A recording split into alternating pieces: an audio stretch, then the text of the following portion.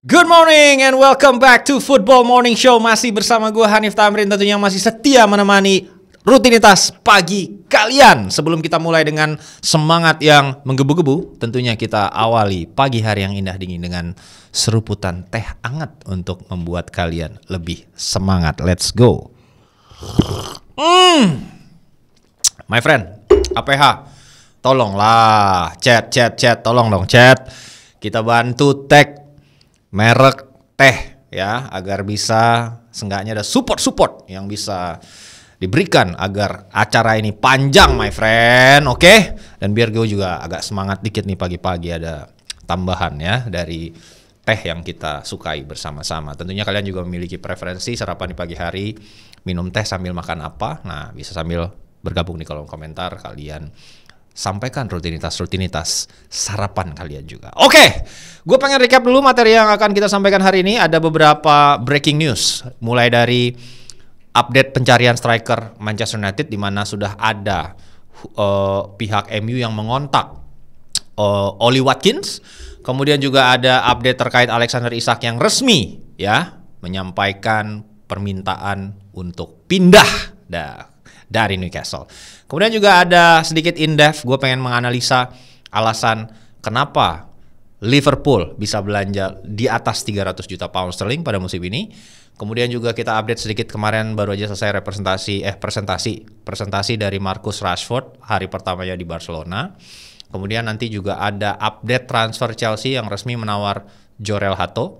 Dan terakhir kawan kita Douglas Luiz yang menghilang alias awol dari pramusim bersama Juventus. Oke, itu dia recap pada pagi hari ini. Dan langsung aja kita bahas dengan materi yang pertama, super breaking news, bahwasannya perjalanan Manchester United untuk mencoba mencari kandidat striker yang akan mengisi slot target man pada musim depan itu dieksplor resmi sekarang ke Oli Watkins. Ya, ini baru saja diberitakan oleh Mail Online bahwasannya ada kontak resmi yang sudah dilakukan oleh Ineos kepada official Aston Villa untuk mengeksplor opportunity dan probability Oli Watkins bisa didatangkan ke Old Trafford pada musim depan. Dan ekspektasi harga yang diinginkan oleh Aston Villa, negosiasi dimulai di angka 60 juta pound sterling. Dan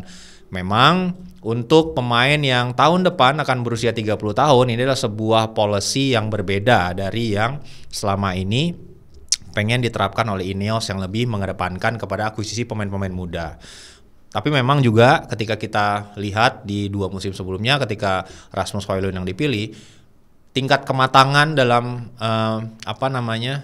melakukan finishing, composure, dan juga level of maturity itu juga mungkin penting untuk diseimbangkan dalam mengarungi Liga Inggris yang super berat. Makanya mungkin ini adalah opsi yang bisa mengkomplement tentunya juga dan mengakselerasi perkembangan seorang Rasmus Højlund. Jadi nggak langsung sama-sama muda terus bersaing, tapi ada satu yang mungkin sedikit lebih senior dan bisa membimbing seorang Rasmus Højlund untuk eventually akhirnya flourish dan bisa step up gitu ya. Nah, ketika nanti mungkin pemain seniornya sudah memasuki usia-usia yang masa akhir dari karirnya. Dan Watkins sendiri juga merupakan Premier League proven, dan kalau di rata-rata selama 4 musim terakhir kalau nggak salah itu dia minimal setiap musim mencetak 15 gol. Berarti dia cukup reliable sebagai seorang ujung tombak dan sudah paham tentang iklim dari sepak bola Inggris. Dia juga punya level of physicality yang menurut gua di atas rata-rata. Kenapa? Karena dari total pertandingan yang dimainkan bersama Villa 2-3 musim terakhir itu practically dia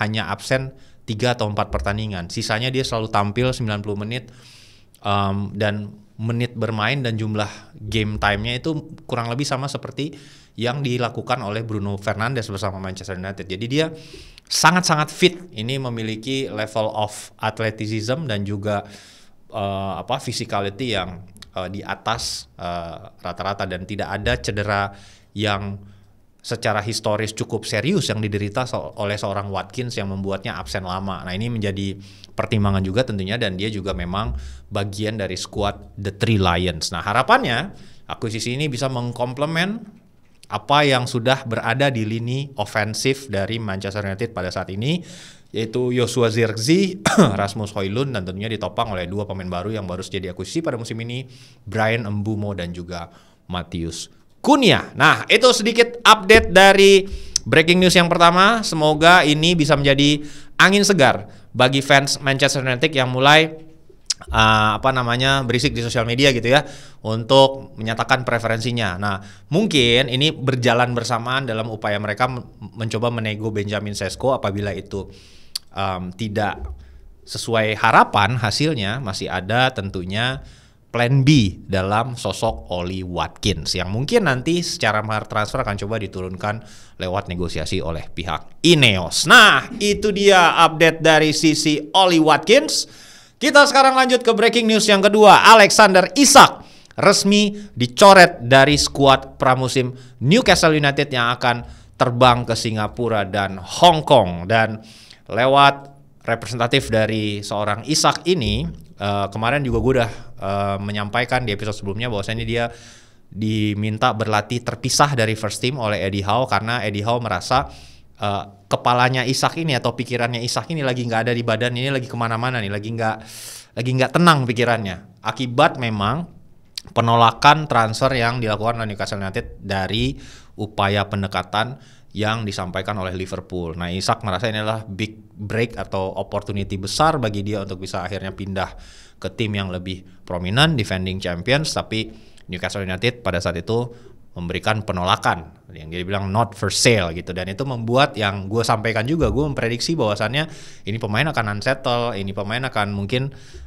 agennya akan minta naik gaji and so on and so forth, dan memang semuanya terjadi, dimulai dari dia memang merasa unsettle, datang ke pramusim tidak dengan level of mentality yang tepat, dia tidak bisa konsen karena banyaknya rumor yang terkait terhadap masa depannya. Akhirnya Eddie Howe memberikan dia space untuk ya udah lu di rumah aja karena mungkin lo butuh ketenangan, dan akhirnya dia secara resmi meminta kepada Newcastle untuk tidak diikut sertakan dalam pramusim mereka ke Asia, dan secara bersamaan dia juga menyampaikan secara resmi permintaan untuk pindah ke Newcastle United. Dan tentunya memang ini adalah klub yang dimiliki oleh PIF, Saudi Arabia Investment Fund.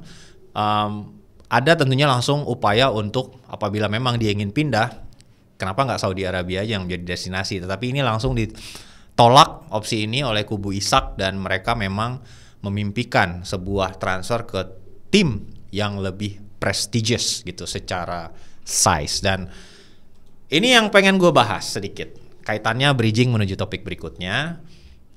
Isak adalah impian dari Liverpool, kita semua tahu. Mereka sudah menyatakan ketertarikannya, Newcastle menolak. Nah, dengan resminya dia meminta transfer request ke pihak Liverpool, ini otomatis window-nya akan terbuka lagi gitu. Nah, kita akan coba bedah, karena kan gini, Liverpool ini udah mendatangkan Milos Kerkez, udah mendatangkan Frimpong, udah mendatangkan Florian Wirtz, dan terakhir ada Ugo Ekitike ya. Jadi total biaya transfer yang sudah dikeluarkan untuk mendatangkan keempat pemain ini itu udah di marka 200-250. Apabila kita tambahin, ini kan sebenarnya belum kalkulasi yang di announce ke publik, itu masih minus komisi agen yang biasanya ranging between 5-10%. Ya mungkin mepet-mepet ke 300 juta pound lah gitu. Tetapi Liverpool, my friend, masih bisa belanja lagi dan masih bisa belanja besar gitu. Kita cuma analisa dan bedah kenapa Liverpool masih bisa belanja besar gitu ya. Gue mencoba ngulik dan ngecek kenapa ini sebenarnya Liverpool edan-edanan banget dan jor-joran banget ini di bursa transfer kali ini gitu. Selain memang ini momentum untuk mereka rebuilding dan membuat sebuah dominasi ya untuk beberapa musim ke depan, opportunity dan momentum untuk membuat dominasi bertahun-tahun ke depan, mempertahankan gelar juara. Ini juga bertepatan dengan kondisi finansial mereka yang lagi gacor-gacornya. Ya, konsideran yang nomor satu itu adalah revenue 600 juta pound yang mereka generate di musim 2023-2024. Asumsilah net sales-nya ada di 20% atau 15%. Itu sudah hampir 120 juta sendiri gitu. Kemudian ketika mereka menjual Liga Inggris di tahun kemarin, itu total gelar hadiah dan juga pendapatan dari menjuarai Liga Inggris musim kemarin itu adalah 181 juta pound gitu. Jadi ini memang double nih secara revenue stages yang dialami lagi oleh Liverpool saat ini. Lagi sehat-sehatnya gitu, dari revenue tahun lalu digabungin dengan revenue tahun kemarin gitu. Itu sungguh sangat-sangat positif. Kemudian Anfield ini juga akan sedang menambahkan 7.000 extra seat ya. 7.000 extra seat di Anfield Road End. Yang ini juga akan berdampak terhadap additional revenue lagi yang mulai akan bisa mereka generate pada tahun ini gitu. Kemudian ini juga bertepatan tiba-tiba ya, ini blessing in disguise dengan cycle revenue dari TV rights Premier League yang baru, teman-teman. Jadi total revenue untuk TV rights-nya Premier League yang baru untuk 3 tahun ke depan itu akumulasinya 12,25 miliar pound sterling yang akan didistribusikan ke seluruh klub sesuai sama posisi mereka di beberapa musim terakhir ya. Dan tentunya Liverpool konsisten ada di peringkat 1 sampai 3 seenggaknya dalam beberapa musim kemarin gitu. Dan itu membuat tentunya ini bertambah lagi source revenue mereka di musim ini, karena ya pasti lagi bagi-bagi lagi nih semuanya nih ke semua tim Liga Inggris. Dan nilai total yang didapatkan untuk hak siar TV itu naik 17% dari deal sebelumnya gitu. Jadi ini membuat keuangan Liverpool bertambah sehat lagi. Plus baru saja nanti di bulan Agustus ketika kick off tanggal 17 musim yang baru, ini kerjasama kontrak yang baru dengan aparel Adidas itu resmi dimulai dengan biaya atau revenue 30 juta pound sterling per musim. Jadi ini nambah-nambah lagi nih gitu. Dan terakhir dilihat dari biaya amortisasi pemain Liverpool sejak 2019, jika dibandingkan dengan top 4, itu stage Liverpool ini paling sehat. Kita lihat dalam chart ini. Jadi memang kalau dibandingin sama misalnya Chelsea, itu gapnya bisa 22 juta pound sterling, teman-teman. Biaya amortisasi pemain ini maksudnya dari momen pemain diakuisisi itu secara accounting itu disebar beberapa tahun sesuai sama kontrak mereka, dan memang ini Liverpool terbilang sangat sehat gitu jika dibandingkan dengan United, Arsenal, Manchester City maupun Spurs yang secara biaya amortisasi, cost of amortization itu masih ada di atas dari Liverpool. Nah, ini yang beberapa hal yang membuat memang ada kemungkinan Liverpool bisa mendatangkan Alexander Isak gitu. Dia bisa mendatangkan Alexander Isak dan juga dia masih bisa mendatangkan Rodrigo. Masih bisa mendatangkan Alexander Isak, masih bisa mendatangkan Rodrigo. Kenapa? Alexander Isak bisa dibeli dari revenue yang tadi gue sebutin. Begitu banyaknya ramp up revenue yang berlapis-lapis yang terjadi di musim ini. Tapi Rodrigo itu bisa didatangkan dari revenue penjualan Luis Diaz yang memang secara resmi sudah meminta untuk dijual ke Bayern Munich. Tawaran pertama Bayern Munich 65 juta euro sudah ditolak oleh Liverpool. Tetapi definitely mereka akan datang dengan tawaran kedua gitu. Asumsi Diaz dijual 80 juta euro. Leftover revenue yang ada dari 6 poin yang gue sebutin tadi, di spend ke Isak masih ada sisanya, bisa untuk nutupin gap harga transfer yang dibutuhkan untuk mendatangkan seorang Rodrigo. Jadi bersiaplah fans Liverpool, you are on the right this transfer season. Jadi mungkin ini adalah sinterklas transfer window-nya kalian karena semua kondisi itu diarahkan untuk bisa in favor of Liverpool untuk bisa menggebrak jendela transfer pada musim ini. Nah, on the other side, gue pengen meng-highlight sebuah tim yang edan banget secara bisnis dan kemampuannya menjual pemain dan membuat sebuah sistem yang bekerja dan akhirnya mengenerate hampir 400 juta pound sterling secara total untuk hanya dari penjualan pemain itu adalah Eintracht Frankfurt. Kalian tahulah semua bahwasannya Ekitike baru saja ditransfer hampir 95 juta euro gitu ya dari Frankfurt ke Liverpool. Dan dari posisi striker aja teman-teman, Frankfurt ini beberapa musim terakhir itu mengenerate 300 juta pound sterling dalam 4 tahun terakhir gitu ya. Hanya dari posisi striker, lo bayangin. Jadi ini di-engineer oleh seorang jenius yang bernama Krosce. Jadi dia adalah technical director dari Eintracht Frankfurt dan dia bilang ketika diwawancara oleh Athletic bahwasannya ini adalah bisnis model yang memang secara sadar mereka terapkan gitu. Dia bilang seperti ini, gua kutip ya dari Athletic, dia bilang saya menyebut PSG, Manchester City dan Liverpool sebagai klub akhir gitu. Sementara kami adalah klub in between, klub di antara gitu, klub persinggahan, klub batu loncat yang menjual pemain ke klub-klub akhir ini gitu. Inilah bisnis model yang secara sadar didevelop oleh Markus Krosce yang mencoba mendesain seperti apa bisnis model dari Frankfurt untuk bisa tetap sustain, dalam artian di Liga Jerman performa mereka nggak fluktuatif, tetapi dari sisi bisnis itu bisa mengenerate keuntungan dari penjualan pemain dengan mendevelop pemain-pemain yang potensial untuk bisa akhirnya dijual dengan harga tinggi sebelum dibentuk menjadi pemain level kelas dunia. Nah, kalau kita coba breakdown sejenius apa Krosce ini dalam melakukan penjualan dan mendevelop pemain, ini 4 pemain terakhir aja yang dia jual itu nauzubillah mahal-mahalnya semuanya. Kolomuani dijual ke PSG dengan harga 95 juta euro. Ekitike 95 juta euro ke Liverpool. Marmoush dijual 75 juta euro ke Manchester City. Luka Jovic ke Real Madrid itu 63 juta euro. Jadi Sebastian Haller ke West Ham 50 juta.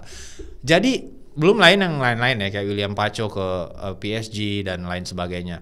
Dan ini tuh jarang banget gagal gitu. Pemain yang dia develop, dia jual dengan harga tinggi. Kemudian uniknya setelah pemain itu dijual, langsung ketemu lagi penggantinya dan di-develop lagi untuk segera dijual lagi gitu. Antara lain, ketika memang kemarin dia menjual seorang Randal Kolomuani, ya ini langsung ada Hugo Ekitike. Coba dilihatin grafis penggantinya. Nah ini, dia bet on Elie Wahi. Elie Wahi didatangkan dengan cukup mahal untuk dari Marseille, tetapi ya it's a necessary bet yang akhirnya diambil dan menaikkan kembali value dari transfer pemain tersebut. Jovic yang diambil dari Benfica, kemudian ada Ekitike yang diakuisisi dari PSG dengan harga hanya 16 juta gitu. William Pacho, kemudian juga Sebastian Haller diambil dari Utrecht bahkan cuma 12 juta. Jadi ini kemampuan dari seorang Krosce untuk bisa mengidentifikasi ketika pemain bintangnya diambil dan langsung membuat sebuah regenerasi di posisi tersebut tanpa adanya turbulensi. Itu top notch my friend. Apabila kalian main ini Football Manager dan kalian jadi fungsinya adalah ngembang-ngembangin pemain, nah ini adalah sebuah cycle yang mungkin ya idaman lah gitu kan buat para pemain-pemain gamer-gamer. Dan ya itulah bedanya ketika kalian memanage sebuah tim yang prominent yang memang sudah established dengan tim yang ada di zona developing gitu ya. Nah, ya tantangannya juga beda gitu dan mereka mesti survive. Nah, selanjutnya kemarin baru saja disiarkan secara live stream oleh Barcelona di sosial media channelnya. Marcus Rashford resmi sudah diperkenalkan, dipresentasikan sebagai pemain Barcelona. Ya, dan uniknya dalam presentasi itu Rashford tidak bicara satu kata buruk pun tentang pengalamannya di Manchester United. Dia bilang situasi di United, klubnya sedang menjalani periode perubahan. Saya tidak punya kata-kata buruk untuk bisa dikatakan untuk Manchester United. Klub sudah menjadi bagian penting dari karir saya dan saya bersyukur atas kesempatan bermain bersama mereka. Ini menggarisbawahi gitu ya betapa sebenarnya Rashford ini masih sangat cinta dengan Manchester United dan dia sangat attached dengan tim ini. Memang mungkin series of bad luck, kemudian ketidakcocokan dengan beberapa pelatih membuat akhirnya gue cukup menyayangkan karena kan dia produk hasil akademi gitu ya yang memiliki potensi luar biasa, dan gue masih percaya harusnya Rashford ini bisa develop menjadi salah satu world class player gitu. Cuman memang banyak sekali series of unfortunate event, disagreement dengan pelatih, dan ya mungkin beda lah ya zamannya sekarang ketika Gen Z, Gen Alpha itu how to treat them is slightly different dengan bagaimana mungkin zaman-zaman era gue di era millennials gitu. Itu yang membuat juga mungkin itu berpengaruh ke ups and down yang dialami oleh Rashford selama berkarir di Manchester United, dan ini menurut gue sebuah statement yang cukup dewasa karena kan berselang 2 hari yang lalu kalau kalian ingat salah satu legenda Manchester United itu dengan keras mendiskreditkan Marcus Rashford. Teddy Sheringham bilang bahwasannya Rashford ini tidak pantas mendapatkan kepindahan impiannya ke Barcelona karena di level ini, di level stage karirnya dia, itu harusnya dia nggak pantas mendapatkan kepindahan yang step up, harusnya dia step down. Itu yang disampaikan oleh Teddy Sheringham, dan Marcus Rashford menurut gue menjawab dengan sangat elegan gitu, tidak terpancing, menghargai tim yang memang sudah memberikan segalanya untuk karirnya dia sehingga dia bisa menjadi orang seperti sekarang. Dan menurut gue ini juga sebuah takdir dia main di Barcelona, karena kan sebenarnya target utama Barcelona itu ada 2, itu ada Luis Diaz sama satu lagi kan ada Williams gitu.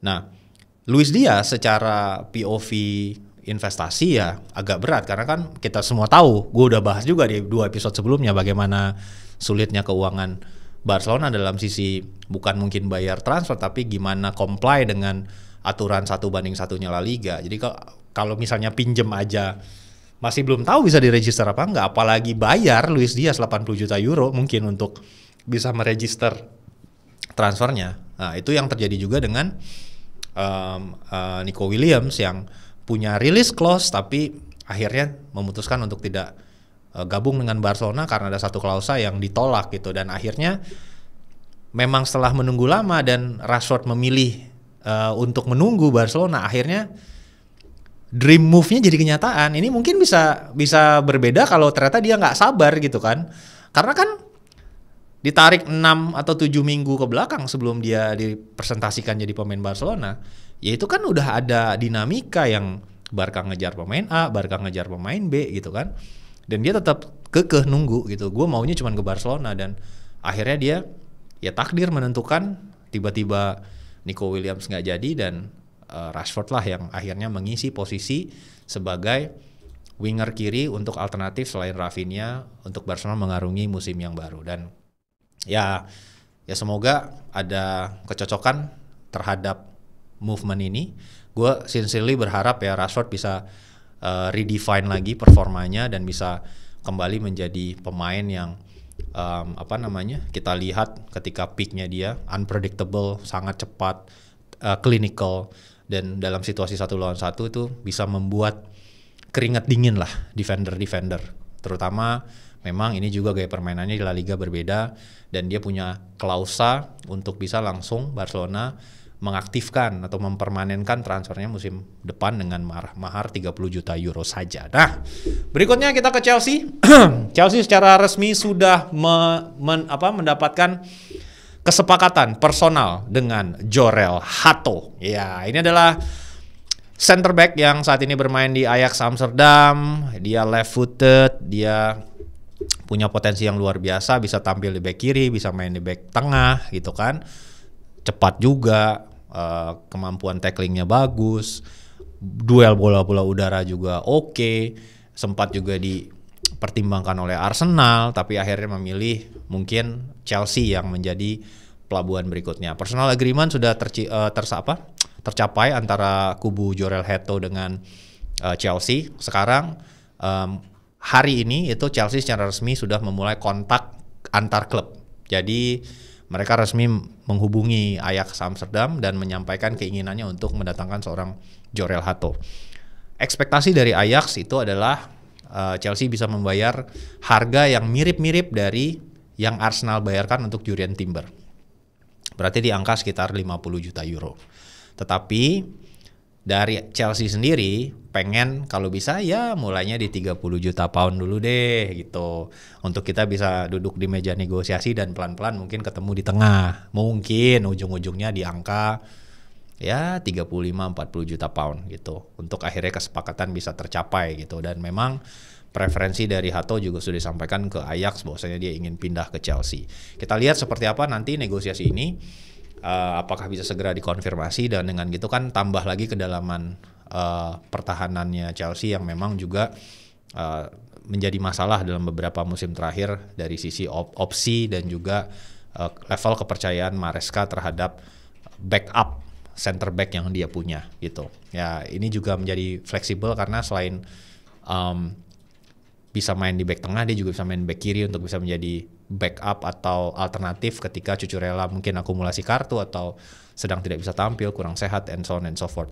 Ini juga berbanding lurus dengan secara neraca dengan possibility untuk Renato Vega dijual ke Atletico gitu dengan eksplorasi biaya yang mirip-mirip sama. Nah, jadi intinya Chelsea ini lepasin Vega, datengin Hato, tapi uangnya ya muter-muter aja karena uang untuk mendatangkan Hato bisa di funding dari penjualan Vega. Ya itulah sebuah movement yang sangat pintar menurut gua, dan secara opsi juga make sense.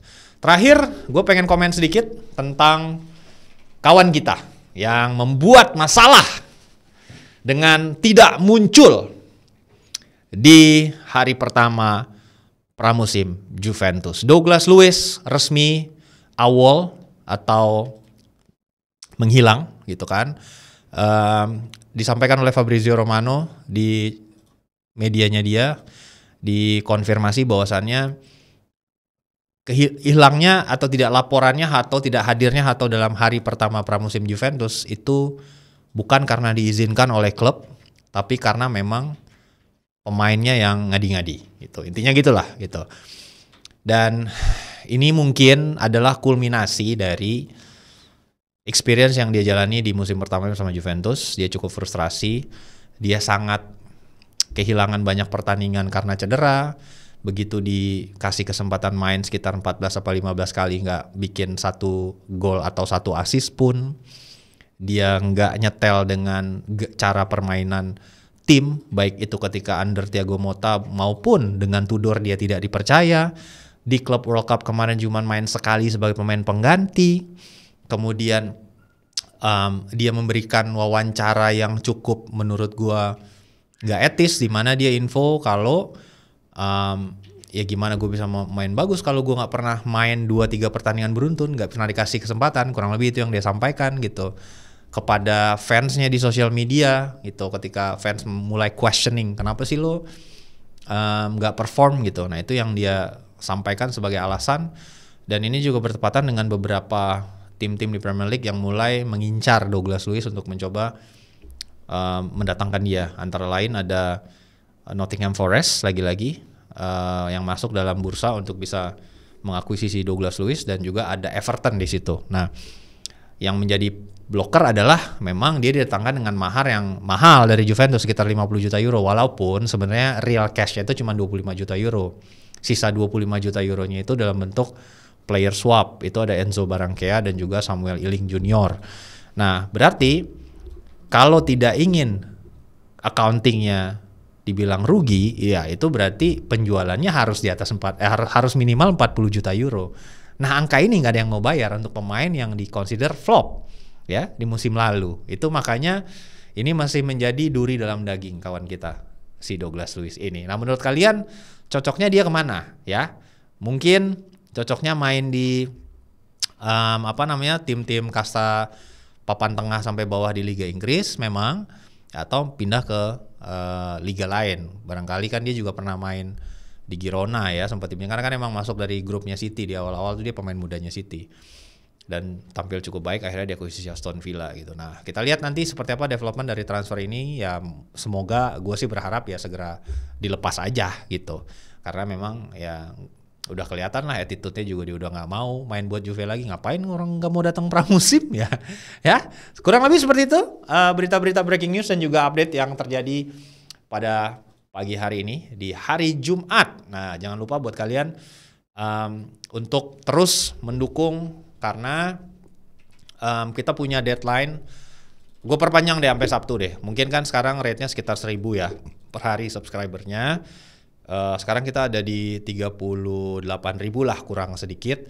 Nah, nanti mungkin besok dan hari Sabtu ya mungkin harapannya bisa sampai 40.000 karena gue sebenarnya udah janjian sama Fabrizio di Senin. Cuman kalau memang nggak kejadian 40.000-nya ya gue nggak bisa paksain gitu. Tapi gue udah komunikasi nih sama dia udah kosong hari Senin gitu. Fabrizio-nya udah mau meluangkan waktu hari Senin untuk taping sama kita. Jadi please guys, please let's make this milestone on the track. Jadi akhirnya kita bisa collab sama dia dan gue udah lihat di postingan gue yang di Instagram untuk menampung pertanyaan itu. Gue pengen nanyain pertanyaan kalian ke mereka. Karena gue ngelihat banyak kok pertanyaan-pertanyaan yang bagus. Terutama ada yang berkaitan sama pemain timnas Indonesia dan beberapa hal yang lainnya. Ada bahkan yang secara PD nanyanya pakai bahasa Inggris. Itu gue appreciate banget gitu. Jadi berarti kalian emang serius gitu pengen bertanya sama dia. Jadi let's do it guys, let's do it. Let's try to get 40,000 subscribers by Saturday the latest. Nanti kita akan bikin milestones berikutnya gitu. Karena keinginan gue kalian memberikan gue energi yang luar biasa. Mulai dari 10 hari yang lalu gue merasa sangat diapresiasi. Itu yang membuat gue walaupun kemarin sebenarnya kurang sehat gue, tapi gue tetap maksain taping dan gue juga berkomitmen untuk akhirnya ketika 40.000 subscriber terjadi, nextnya itu gue akan ngelakuin hal yang lebih gila lagi, yaitu dengan subathon untuk 75.000 subscriber. Jadi let's do it guys, let's do it. Gue yakin kita bisa untuk jalan dengan komunitas ini. Oke, segitu dulu update pagi ini. Semoga hari kalian menyenangkan di hari Jumat. Jangan lupa Jumatan buat yang beragama Muslim. Dan semoga apapun yang kalian lakukan hari ini berjalan dengan baik sesuai dengan rencana kalian. Rezekinya lancar dan kita semua bisa kembali bertemu lagi di episode besok. Sampai jumpa. Bye.